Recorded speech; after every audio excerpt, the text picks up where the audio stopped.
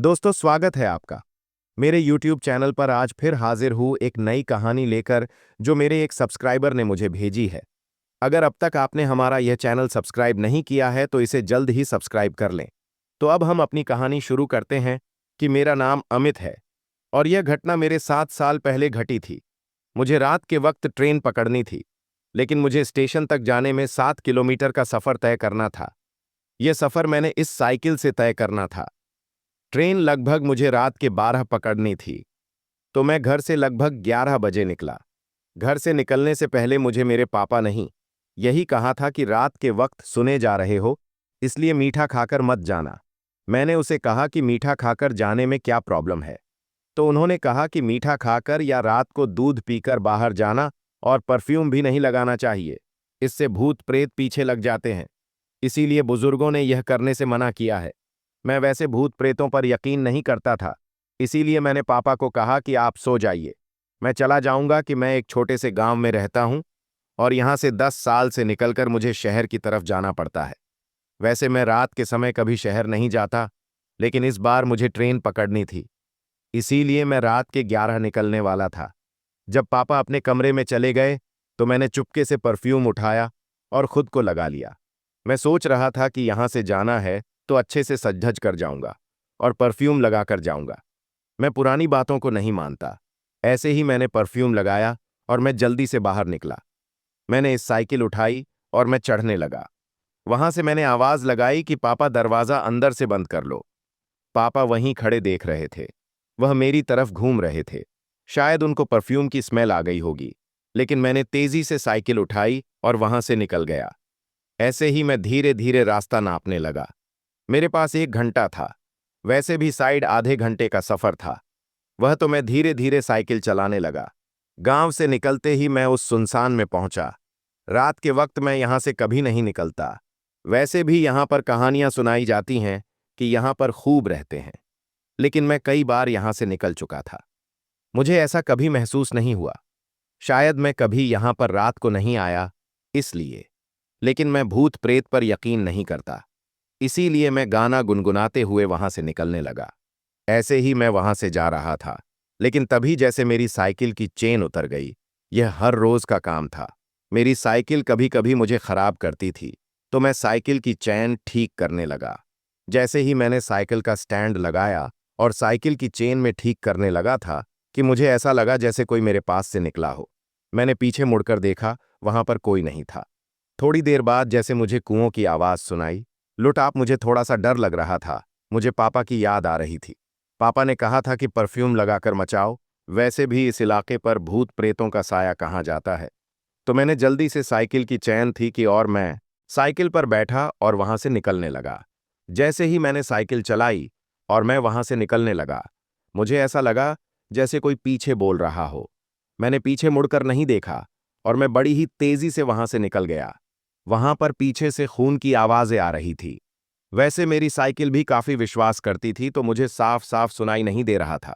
मुझे लगा कि मुझे भ्रम हुआ होगा। इसी तरह मैंने वह सुनसान रास्ता नाप लिया और मैं शहर पहुंच गया। मैं सीधा योर ट्रेन स्टेशन पर पहुंच गया। वहां पर ट्रेन आने ही वाली थी। मेरे दोस्त का घर वहीं ट्रेन स्टेशन के पास था, तो मैं वहां गया और मैंने साइकिल अपनी दोस्त को दे दी। मैं भागता वह ट्रेन स्टेशन पर गया है और वहां पर मैंने टिकट की स्क्रीन बस 10 मिनट ही दूर थी और पूरा स्टेशन खाली था। मैं वहां पर बैठा आया। मैं ट्रेन का इंतजार कर रहा था। तभी मुझे ऐसा लगा जैसे मेरे कंधे के पास कोई निकला हो। मुझे हवा सी महसूस हुई। जैसे ही मैंने पीछे मुड़कर देखा, वहां पर कोई नहीं था। यह बड़ी अजीब सी बात थी कि फिर से मुझे ऐसा एहसास हुआ जैसी कोई मेरे आस पास को। वैसे भी रात का समय था, तो मुझे लगा शायद मेरा दिमाग ज्यादा चल रहा है। मैं इंटर रहा हूं क्योंकि मैं निकलकर ऐसे ही रास्ते से आया हूं और वैसे भी आते वक्त मुझे मेरे पापा ने डरा दिया था, तो मैं ऐसे ही हंसने लगा। 5 मिनट बाद वहां पर ट्रेन आ गई और मैं ट्रेन पर चढ़ गया। स्क्रीन वहां पर कम ही समय रोकती है और लगता है रात को वह बहुत ज्यादा कम समय रोकी होगी, इसलिए मैं जल्दी से ट्रेन में चढ़ गया। मैंने देखा मेरी पूरी बोगी खाली थी। मुझे लगा चलो कोई आधी रात का समय है, कोई बोगी में नहीं पड़ता होगा, इसलिए मैं एक जगह पर जाकर बैठ गया। ऐसे ही ट्रेन चलने लगी। मुझे दूर जाना था और सफर लगभग 6 घंटे का तथा 12 बजे वो ट्रेन चल पड़ी। मुझे लगा था सुबह 5 या 6 बजे से पहले मैं वहां पहुंच जाऊंगा, लेकिन यह वक्त रात का था, इसलिए मैं सोना नहीं चाहता था। यह ट्रेन रास्ते में कई जगह रुकी, इसलिए मुझे डर था। हो सकता है कोई चोर उचक्का यहां पर चढ़ जाता हो। मुझे यही डर था, इसलिए मैं जाग रहा था। ट्रेन में भी मुझे कई बार ऐसा एहसास हुआ था जैसे कोई मेरे पास ही निकलता। मुझे कान के पास कोई आवाज सुनाई देती है। बाहर बार पीछे मुड़कर देख रहा था। मुझे वहां पर कोई नजर नहीं आता। मैं डर रहा था। हो सकता है कोई भूत प्रेत मेरे आसपास हो। वैसे भी मुझे मेरे पापा की आवाज, वैसे भी मुझे मेरे पापा की बातें याद आ रही थीं। ऐसे ही ट्रेन एक स्टेशन की और वहां पर कोई नहीं था। मैं बाहर देख रहा था कि यहां पर तो कोई नहीं है, तो यहां से ट्रेन जल्दी चल पड़ेगी। ऐसे ही ट्रेन चलने लगी। तभी मैंने देखा एक लड़की उस बोगी में चढ़ी। वह लड़की मेरी बिल्कुल आगे आकर बैठ गई। बोगी में काफी अंधेरा था, इसलिए मैं ज्यादा देख नहीं पाया। वह लड़की बिल्कुल मेरे आगे आकर बैठी थी।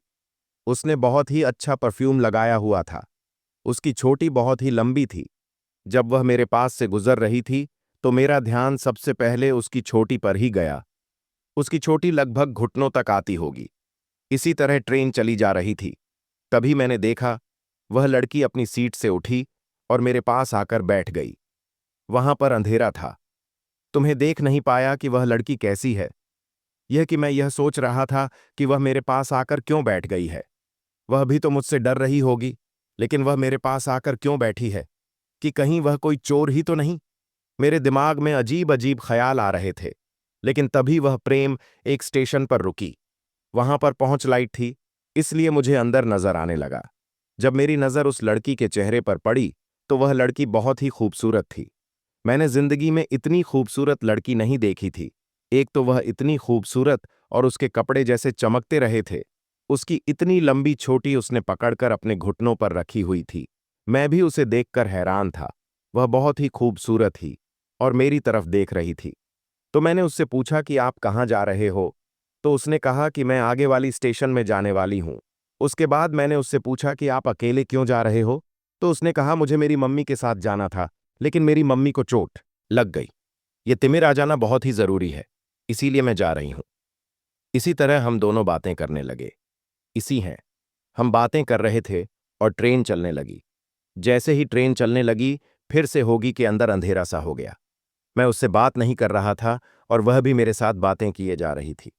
वह लड़की भी काफी बातूनी लग रही थी। मुझे भी बातें करना बहुत ही अच्छा लगता है, लेकिन इतनी खूबसूरत लड़की अगर आपके साथ कर बैठी हो, तो आप खुद ब खुद बातें करने लगते हैं। थोड़ी देर बाद मैं उसके बारे में पूछा था कि वह कहाँ से है और क्या करती है। वह अपने बारे में बता रही थी कि वह पढ़ाई करती है और शहर में काम ढूंढ जा रही है। उसके बाद उसने बहुत ही हैरानी वाली बात कही। उसने मुझसे बिल्कुल नहीं पूछा कि मैं कहाँ से आया हूँ और क्या करता हूँ। उसने मुझसे कहा कि तुम इतने सुनसान में रात को साइकिल चलाकर आए हो, तुम्हें डर नहीं लगता? उसकी यह बात सुनकर मैं अंदर से डर सा गया था। आखिर उसे कैसे पता कि मैं साइकिल चलाकर आया हूं? मैं थोड़ा सा डर रहा था कि उसे यह सब पता है। यह कौन हो सकती है? या यह मेरे गांव से आई होगी? क्या यह मुझे फॉलो कर रही है? या कोई चोर तो नहीं जो मुझ पर नजर रख रही हो? उसके बाद मैंने उससे पूछा कि तुम्हें किसने कहा कि मैं साइकिल से आया हूं? मैं तो शहर में ही रहता हूं और ट्रेन पकड़कर आया हूं। तो उसने कहा, नहीं, तुम उस गांव से आए हो और साइकिल से ही तो आए हो। तुम्हारी रास्ते में चैन खराब हो गई थी। उसने जब यह कहा तो मैं बहुत ज्यादा डर गया। आखिर उसे कैसे पता कि मेरी चैन खराब हो गई थी? मैंने उससे कहा, नहीं, मेरी साइकिल की चैन नहीं खराब हुई थी। तो ही किसने कहा? तुम तो वहां नहीं थी। तो उसने कहा कि नहीं, मैं वहीं थी।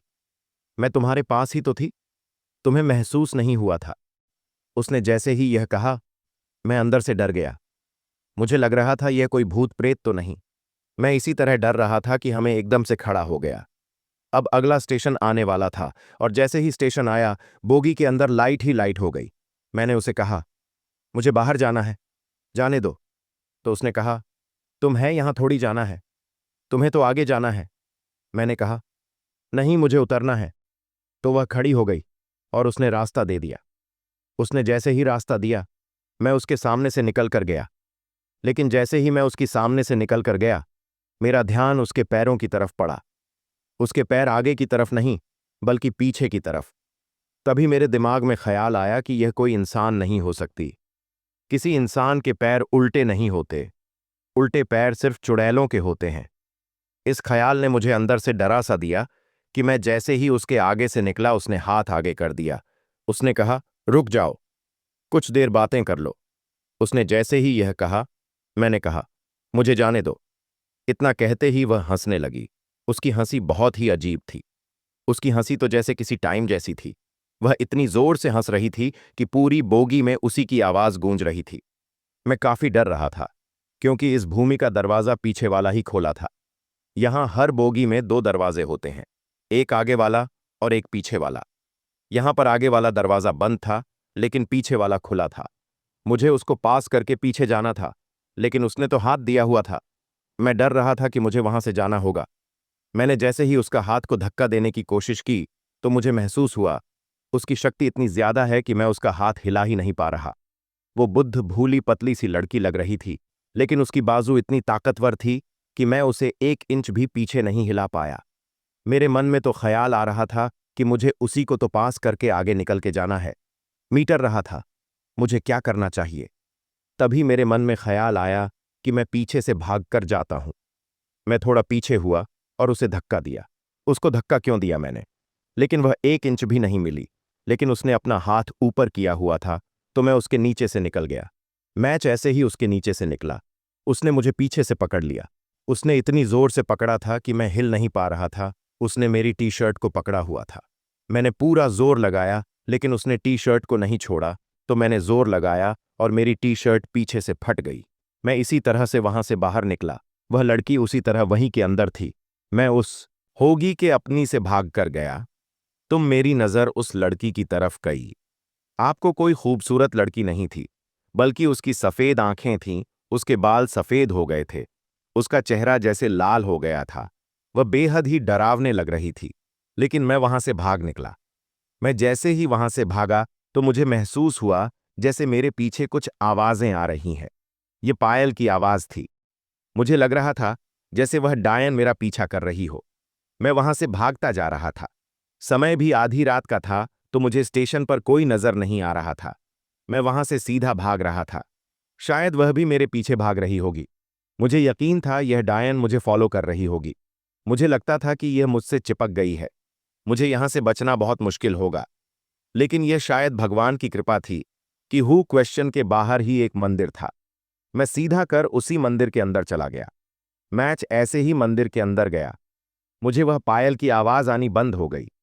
वह पूरी रात में उसी मंदिर के अंदर रहा, और जब सुबह हुई, तब वहां पर पुजारी आया। मैंने पुजारी को सारी बात बताई, तो पुजारी भी मेरी तरफ देख रहा था। उसने कहा, चिंता मत करो, मैं सुबह सुबह तुम्हारी पूजा करता हूं, तभी तुम्हारा निपटारा उस चुड़ैल से होगा। उसके बाद उस पुजारी ने मंदिर के अंदर मेरे साथ पूजा करवाई। वहां पर लोग आ गए थे, और वह पुजारी सबको मेरे बारे में बता रहा था। मैं भी उससे कह रहा था कि अब क्या करना चाहिए। तो उसने कहा तो उसने कहा, पूजा के बाद तुम है यह माला गले में पहनी होगी। उसके बाद तुम्हें चिंता करने की कोई जरूरत नहीं है।